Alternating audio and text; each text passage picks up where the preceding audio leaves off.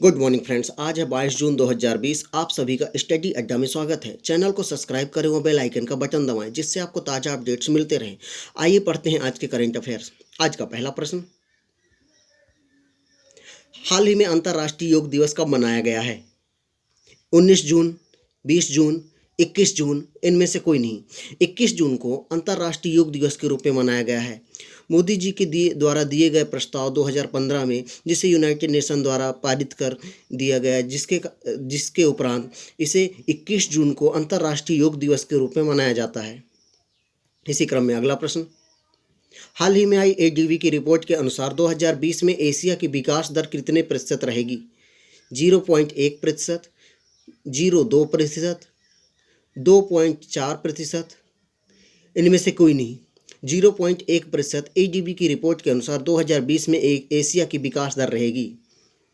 अब बात एडीबी की है तो एडीबी का full form Asian development bank. इसकी स्थापना 1966 में हुई। इसका मुख्यालय मनीला में है। इसके प्रेसिडेंट मसास्को अस्कावा हैं। इसी क्रम में अगला प्रश्न, किसने कोविड की स्क्रीनिंग के लिए अल्ट्रासाउंड विकसित किया है? IIT Delhi, IIT Palakkad, IIT Kanpur, इनमें से कोई नहीं। आईआईटी पलक्कड़ ने फेफड़ों पर अल्ट्रासाउंड करने के लिए, कोविड-19 के अल्ट्रासाउंड करने के लिए इसे विकसित किया है। इसी क्रम में अगला प्रश्न, किस राज्य में अमेजॉन को शराब की होम डिलीवरी की मंजूरी मिली है? पश्चिम बंगाल, महाराष्ट्र, दिल्ली, इनमें से कोई नहीं। पश्चिम बंगाल राज्य में अमेजन को शराब की होम डिलीवरी की मंजूरी मिली है।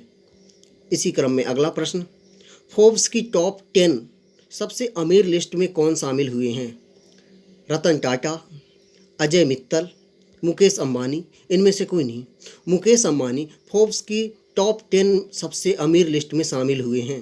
इसी क्रम में अगला प्रश्न, हाल ही में किस देश ने कोविड वॉर्न ऐप लॉन्च किया है? जर्मनी, जापान, मैक्सिको, इनमें से कोई नहीं। जर्मनी ने कोविड वॉर्न ऐप लॉन्च किया है।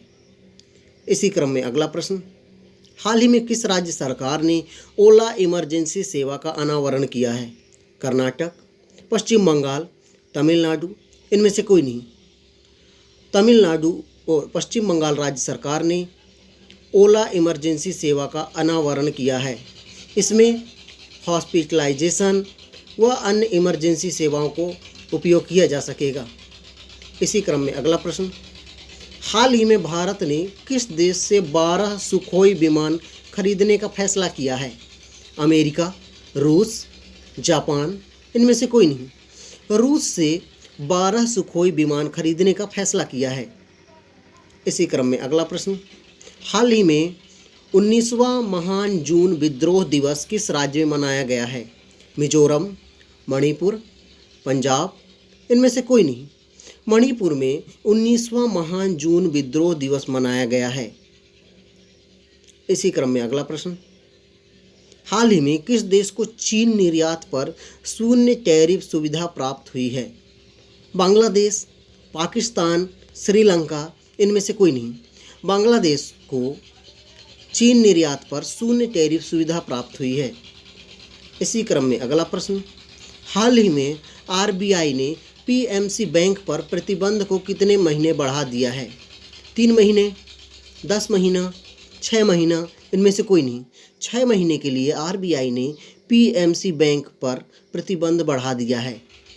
इसी क्रम में अगला प्रश्न, हाल ही में केन्या ने किस देश को हराकर यूएनएससी में अफ्रीकी सीट जीती है?